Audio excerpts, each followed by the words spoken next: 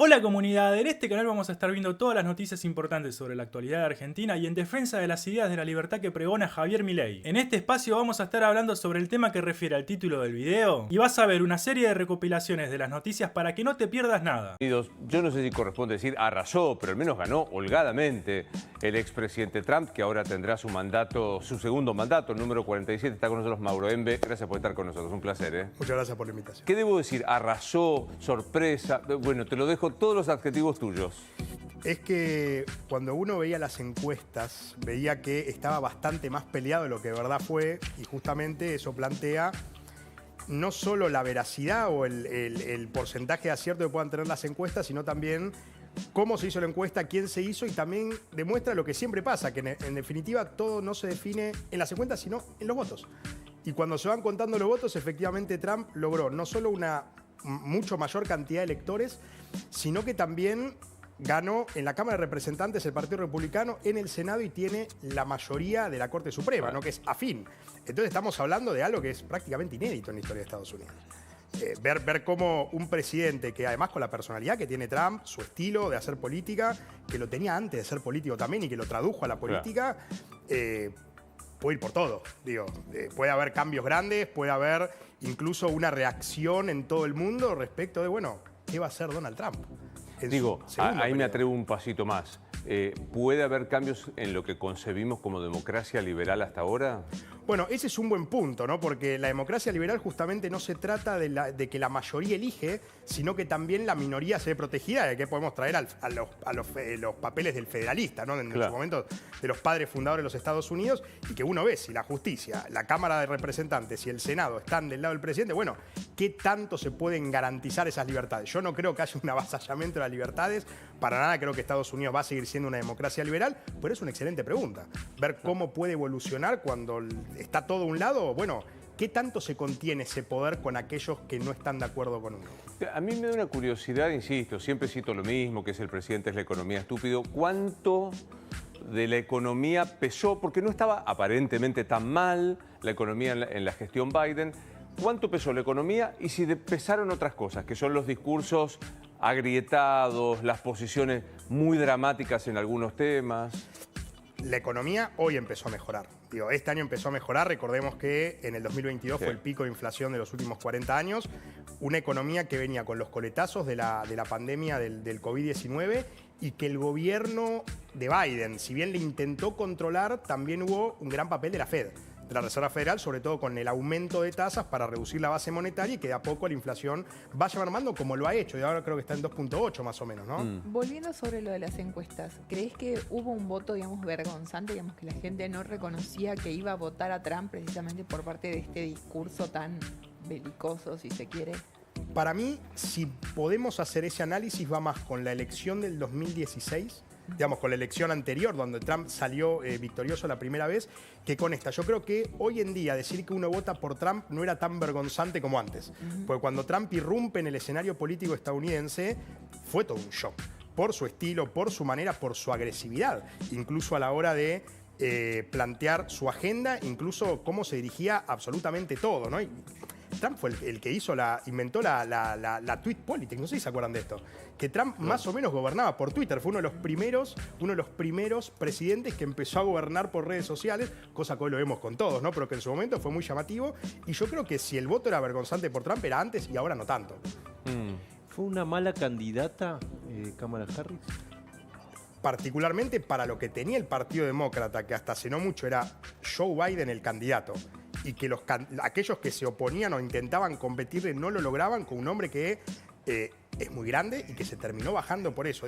Esto refleja una crisis profunda en el Partido Demócrata. Y si había una candidata que podía llegar a ser la más medible, digamos, para ganar, era ella, Kamala Harris. La cuestión es, si no había nadie, es como un efecto de ¿hicimos bien las cosas? No las hicimos. ¿Por qué nadie se postula? Antes era una carrera. Si usted ve en el Partido Republicano, se mataban por quién podía llegar a candidatearse. Estuvo Ron DeSantis, que se terminó bajando, y que Trump arrasó con todo. Pero bueno, el Partido Demócrata era como un veremos. Déjame sumarla, Mauro, a Julieta Nassau, que capaz que durmió 15 minutos en las últimas 24 horas. Julieta, buen día, Nación. ¿Cómo estás? Buen día, Luis. ¿Cómo andan todos? No se durmió nada, ¿no es cierto? ¿Qué te dice mi cara? Se te ve espléndida, así que eso no es una referencia. Pero contame cómo fue. Primero decir que Julieta, Inés y yo sabíamos claramente que iba a ganar. Mentira. Pero fue, ¿cómo cae esta información analizada periodísticamente? Bueno, fue en realidad algo que se fue dando durante la noche y ya empezaron a haber indicios claros desde que empezaron a caer los primeros resultados, ¿no? Empezamos obviamente con mucha incertidumbre, que es la misma incertidumbre de la que veníamos hablando los últimos días, en gran parte también por lo que venían hablando de las encuestas, todo dentro del margen de error, es decir, llegamos al día de las elecciones con un gran signo de preguntas hasta que empezaron a llegar los resultados que ya empezaron a mostrar una tendencia no solo en los estados clave, que obviamente era lo que más nos importaba, sino también empezamos a ver cómo Trump empezaba a obtener mejores resultados en los estados históricamente rojos o republicanos, pero en los que les iba mejor que en las elecciones pasadas. Y también incluso en algunos de los estados azules o demócratas. Entonces ahí se empezó a ver esta tendencia, que es lo que se terminó viendo, que si bien no es que él ganó muchos votos en relación a la elección pasada, porque de hecho perdió algunos porque hubo menos participación, pero sí hubo una pérdida de 15 millones de votos de parte del Partido Demócrata, lo cual resultó en lo que estamos viendo. Por lo cual fue algo que se fue viendo minuto a minuto, pero que ya hacia la medianoche había una tendencia bastante clara y ya el resto de la madrugada, a vos Luis, que te gusta conocer un poco la cocina de todo esto, ya empezamos a manejar un poco cómo sería una cobertura de Trump presidente, ¿no? Me llama la atención que no, por lo menos aquí estamos al aire, es difícil chequearlo, no hay noticia de cuándo Kamala Harris haría su reconocimiento de la derrota. ¿Tenés alguna información? Mira, están hablando de después del mediodía. Que después del mediodía saldría a hablar ella y que después en algún momento de la tarde también va a hablar Joe Biden. Kamala Harris hablaría también en Howard, que es la universidad donde ella fue y donde también tenía previsto anoche juntarse con sus seguidores. Es donde sus seguidores se reunieron y donde se vio también un poco la paliza al Partido Demócrata en las caras de los seguidores que estaban reunidos ahí en esa universidad. Es una universidad de Washington conocida por tener graduados de la comunidad negra muy reconocidos, entre ellos Kamala Harris, que iba a ser su primera graduada presidenta en caso de ganar, y ella volvería ahí hoy para dar su discurso finalmente y asumir la derrota, ¿no? Mauro, te veo, y es bueno recordarlo, con el pin que recuerda a los rehenes israelíes en manos de la organización terrorista Hamas. ¿Cambia la geopolítica con Trump presidente en Medio Oriente? Ya la figura de Trump causa efecto. O sea, ya que Trump haya ganado las elecciones, un cambio a ver seguro, sobre todo con la postura de Trump, no solo afín al Estado de Israel, sino al gobierno de Netanyahu particularmente, que lo ha saludado muy efusivamente. Sumémosle también la crisis interna que tuvo el gobierno cuando fue despedido el ministro de Defensa, Yoav Galán, que estuvo del inicio de la guerra, fue reemplazado por el ministro de Relaciones Exteriores, Israel Katz, y él a su vez por el ministro sin cartera, Gideon Saar. Y yo creo que con Trump en la presidencia, una vez que asuma el 20 de enero del año que viene, va a poner presión para que el conflicto termine y que justamente haya un acuerdo obligatorio para que vuelvan los secuestrados que tiene el grupo terrorista Hamas y que justamente Israel vuelva a componer ese status quo, ese poderío dentro del status quo de Medio Oriente que el 7 de octubre perdió. Que justamente está tratando de recuperar también. Esto apoya la posición de Israel en general y de Netanyahu en particular. Sobre todo, claro, yo diría sobre todo la de Netanyahu, ¿no? Porque si uno se pone la postura de los familiares, los secuestrados, por ejemplo, hace mucho están insistiendo para que el gobierno avance en negociaciones, que bueno, ahora después de la eliminación de Yahya Sinwar en la Franja de Gaza, se propuso avanzar de nuevo en las negociaciones por los rehenes, que jamás justamente el grupo terrorista Hamas rechazó. Probablemente sea una pregunta improcedente, Julieta, y la hago igual. ¿Cuánto influye, ya sabemos la economía, lo estaba explicando recién Mauro, ya sabemos el tema de las comunidades latinas que tienen aversión por el castrismo y el madurismo? ¿Cuánto influye que haya sido una mujer? Porque Trump gana las dos elecciones frente a mujeres, Hillary y Kamala. Exactamente, Luis, y es un tema también del que se está hablando mucho hoy, no solo del famoso techo de cristal del que también hemos hablado, sino puntualmente de las 3 elecciones de Trump. Las 2 veces que compitió con una mujer perdió, la vez que compitió contra un hombre las 2 veces contra una Ganó. mujer ganó y la única vez que compitió contra un hombre perdió. Por lo cual también es algo que se está analizando mucho hoy. Se creía que Kamala Harris iba a tener un voto de las mujeres mucho mayor del que finalmente terminó teniendo. También obviamente porque se van cruzando con distintas variables de edad, de zona en la que viven. Y bueno, eso es algo que sí se va a ir analizando a partir del día de hoy. Pero sin dudas uno de los grandes títulos del día es que Estados Unidos sigue siendo uno de esos países donde nunca hubo una gobernante mujer. Claro. Sin embargo, siempre hay que recordar lo que suelen decir todas las especialistas en el tema, que es la que perdió fue Kamala Harris. No es que ninguna mujer nunca va a poder ganar, ¿no? O sea, Bien. hay que tener en cuenta siempre la particularidad de cada candidato o candidata en este caso. ¿Algo más, niña, que digamos de la redacción? Nada, la espera, como vos decías, de Kamala Harris va a ser un poquito más tarde. Recordemos que a partir de esta semana tenemos 2 horas de diferencia con Washington, así que lo más importante ahora es ver qué dice y bueno, lo que venían Bien. hablando también, todos los cambios dentro del Partido Demócrata y cómo se van a reconvertir a partir de hoy. Gracias, niña. Gracias a ustedes. Hagamos un poco de ombliguismo. ¿Qué miramos desde Buenos Aires, desde la Argentina, con la llegada de Trump? ¿Qué hay que tener en cuenta? Bueno, primero ver que el gobierno bajó un poco el tono en las últimas semanas respecto de a qué candidato podía llegar a favorecer o no, porque justamente cuando hablamos de un alineamiento, que bueno, fue el problema por el que fue despedida Diana Mondino también como canciller, ¿no? De no ir detrás de Israel y de Estados Unidos, estamos hablando de que al menos la política exterior argentina busca que apuntara a estar detrás de los Estados Unidos de América. Después, bueno, ahora que ganó Trump, que tiene, al menos Milei pretende tener una muy buena relación con él, yo creo que puede llegar a ser beneficioso para el gobierno. Hay que ver respecto de la parte económica, porque había sido el propio ministro de Economía quien negoció el último acuerdo que Trump presionó al FMI para conseguir durante el gobierno de Mauricio Macri. Entonces, ver cómo es la misma persona, el mismo ministro, que puede llegar a lograr alguna influencia de Trump sobre los organismos multilaterales de crédito. Pero bueno, yo creo que esto puede llegar a tener una buena repercusión en tanto a la relación bilateral. Ahora, en tanto a comercio, ahí como está diciendo antes, en tanto a comercio y otras cuestiones, que está Donald Trump y particularmente su postura, que es muy de hacia adentro de los Estados Unidos, un cerramiento y sobre todo relación uno a uno y no organismos multilaterales como la ONU, como la OCDE, estamos hablando de que puede llegar a ser dificultoso por ese lado. Pero bueno, quizás por una relación personal puede haber alguna... Vos decías que posiblemente lo que haya favorecido a Trump fue ese discurso cerrado, América para los americanos.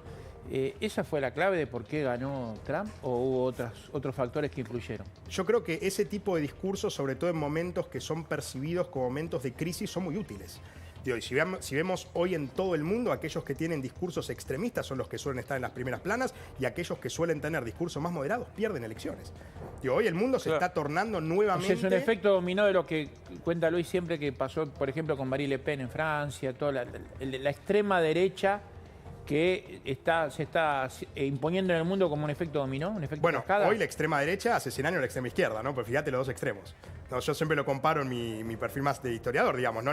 Los otros, hace 100 años también en extremos, pero distinto, y hoy en día volvemos a lo mismo, ¿no? Es como una cuestión de, en los extremos el discurso le gusta a la gente, pues justamente va a lugares donde tocan un poco ponen un poco la espina, ¿no? Bueno, ¿por qué no estamos mejor?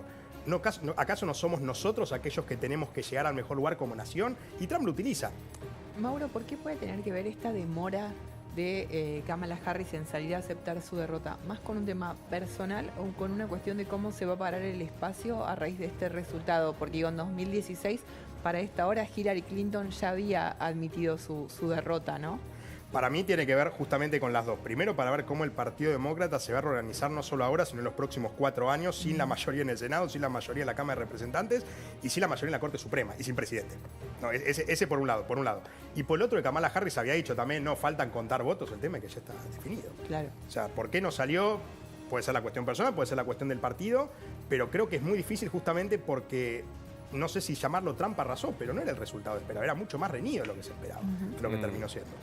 Viene una ola de conservadurismo que ya se está viendo, pero viene una ola de conservadurismo, la discusión en la Corte del Roe versus Wade, del aborto, derechos de minoría, ¿se viene esto?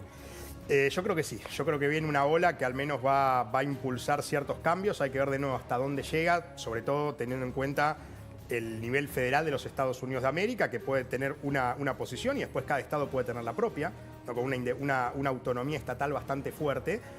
Y seguramente esas posiciones mucho más conservadoras van a intentar avanzar. Para mí, digo, es una cuestión de que tienen todo para hacerlo. Que lo hagan o no depende de otra cosa, pero tienen todo, tienen la cancha libre. Busquemos esa parte justamente en relación a lo que dice Mauro de Trump, diciendo, nos han mandatado, creo que usa esta expresión, con un mandato, perdón la redundancia, nunca visto en los Estados Unidos. Tenemos la Corte, tenemos el Senado, fijémonos si tenemos ese corte, por favor. ¿Lo tenés a la mano a Trump hablando de esto? Digo, pues me parece que es esto que plantea Mauro. A mí me pone el signo de interrogación respecto de si el sistema soporta tanta concentración de poder. Mira. America has given us an unprecedented and powerful mandate. We have taken back control of the Senate. Wow, that's good. And the Senate races in Montana, Nevada, Texas, Ohio, Michigan, Wisconsin, the great Commonwealth of Pennsylvania, were all won by the MAGA movement. They helped so much. And in those cases, every one of them, we worked with the senators. They were tough races. And I mean, the number of victories in the Senate was absolutely incredible. And Esto es lo que vos decís, que abre un plafón político con consecuencias, no sé, insospechadas, ¿no? Por ahora, insospechadas. Veremos qué pasa. De nuevo, Estados Unidos se caracteriza justamente por ser una democracia liberal, donde la libertad está presente absolutamente en todos lados, en el discurso, en los papeles, en absolutamente todo. Hay que ver justamente cómo se interpreta eso, si la libertad puede ser también la libertad para cambiar, para modificar. O sea, la libertad es para protegerme, o para protegerse a aquellos que están en contra, ¿no? Entiendo. Vos decís que hay un avance de la derecha. ¿Esto es la sociedad o la gente votó a Trump por la economía o por otras razones? Uno podría decir, bueno, puede ser un voto contra el gobierno que estaba, digamos, contra el gobierno demócrata, o puede ser un voto ideológico. Yo creo que lo que en su momento, cuando fue la primera presidencia de Trump, fue una mezcla, pues justamente fue terminando Obama, justamente, con algunos que entendieron o vieron en el discurso de Trump algo muy parecido a lo que habían visto, por ejemplo, con Reagan en su momento, ¿no? Con este discurso mucho más nacionalista de Make America Great Again, hagamos de nuevo grande América. Yo creo que hoy se suman los dos, incluso creo que es más ideológico al día de hoy. Creo que Trump está logrando como una especie de movimiento que lo sigue y lo ve como el prócer, ¿no? Aquel que puede llevar adelante justamente estos cambios. ¿Qué pasa con un Trump condenado?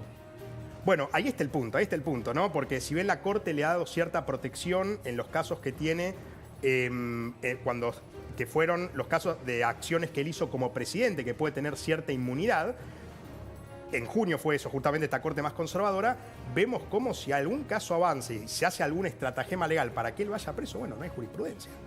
Entonces, o sea, yo creo que eso engrandecería todavía más la figura de Donald Trump. Es un hecho histórico que la sociedad de los Estados Unidos votó a un presidente que tiene una condena y que eventualmente, en cumplimiento de su mandato, que como decía Luis, nunca concentró tanto poder, puede ir preso. El tema es que justamente para mí, si Trump fuera preso, engrandecería todavía más su figura. Eso haría, lo convertiría en una especie de mártir, Pero no lo pone en igualdad de condiciones ante el resto de los ciudadanos, porque estamos hablando de una persona que fue condenada. No estoy cargando las tintas. Estoy planteando una realidad. Una realidad posible, probable incluso, y que veremos justamente qué pasa. A ver, si cuando Trump perdió la presidencia, las elecciones, y el 6 de enero del año 2021 hubo un asalto al Capitolio, imagínense lo que puede llegar a pasar si Trump va preso. No, que haya un levantamiento de la sociedad diciendo esto no es justo, porque lo votamos todos, ¿no? Otra vez, viendo esta diferencia, ¿no? Entre una república, una cuestión republicana y lo que puede llegar a entender la gente, por qué aquel que elegimos nosotros por mayoría y por electores va preso de manera injusta. Es lo que dijo Trump incluso. Son cuestiones de valores, ¿no?, que se mezclan acá. Déjame sumarlo a Cristian Martin, que está en Europa, para ver las repercusiones allí. Cristian, buen día, Nación, ¿cómo estás? ¿Qué tal, Luis? Un abrazo grande. Sí, bueno, pero realmente, como habíamos dicho, en general, continentalmente Europa por ahí esperaba otra cosa, más un poco la continuidad de la política de Biden. Obviamente se mira de la perspectiva de la democracia y sobre todo de la defensa y del comercio, donde Donald Trump en su momento dijo que si él era presidente iba a forzar que todos los miembros de la OTAN pongan del Producto Bruto Interno un 2.5% para ayudar a la OTAN, y que Estados Unidos iba a dejar de ser un poco la fundación, así lo describió, para financiar a la OTAN. Pero los resultados son los resultados.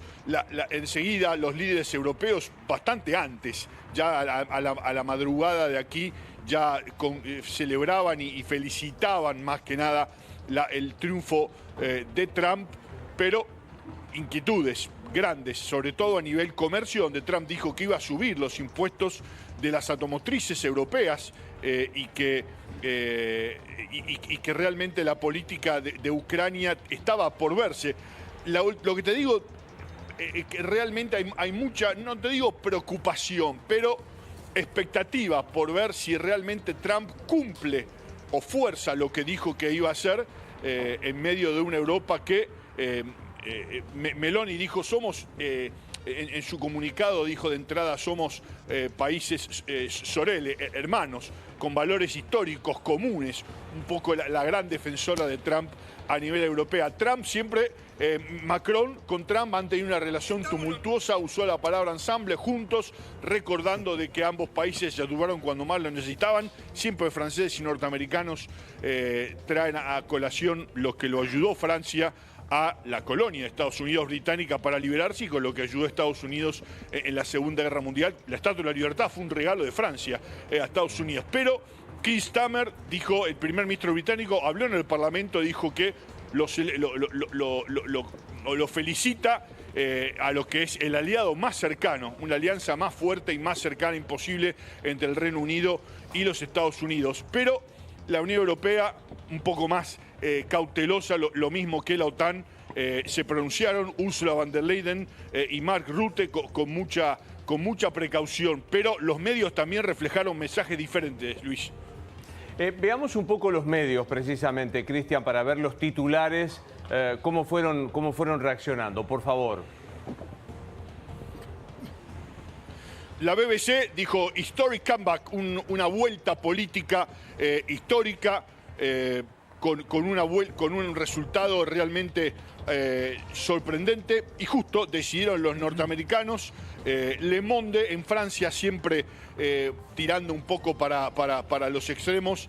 Inesperado giro a la derecha de la droite, de la derecha de Estados Unidos. El Messaggero en Italia dijo que con Trump como presidente de Estados Unidos, tal vez el mundo tenga menos posibilidades de ir a un conflicto global, a una guerra mundial.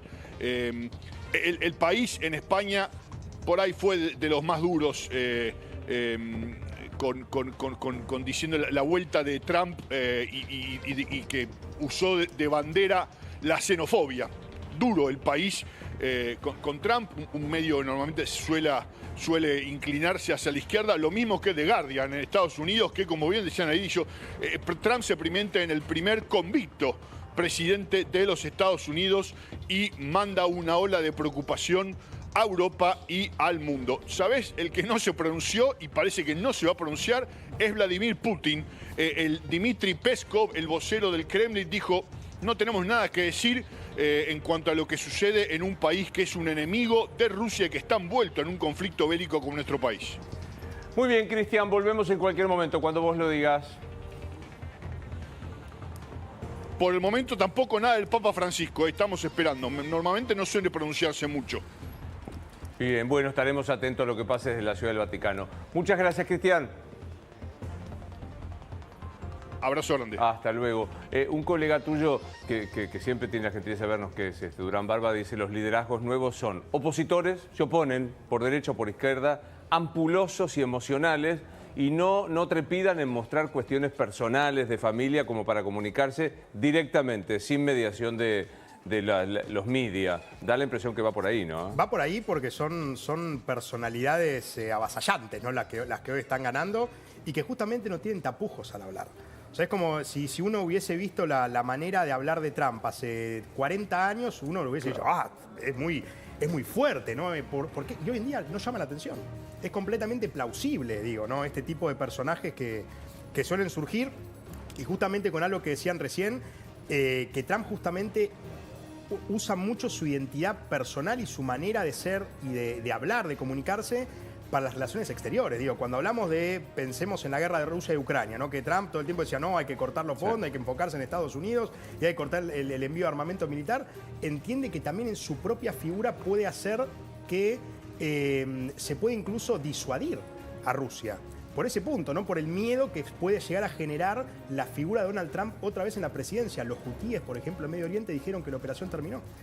Cuando los hutíes que están en Yemen dicen la operación naval en todo lo que es el Golfo Pérsico, el Golfo de Omán, que es donde suelen atacar a naves, terminan justo cuando Trump gana las elecciones, bueno, tienen miedo de lo que pueda llegar a pasar. Claro. Porque saben que lo hizo. Digo, él ordenó la eliminación de Qasem Soleimani, el jefe de la Guardia Revolucionaria Islámica a principios del año 2020. No le tembló el pulso a la hora de mandar la bomba más grande no nuclear de Estados Unidos al Estado Islámico.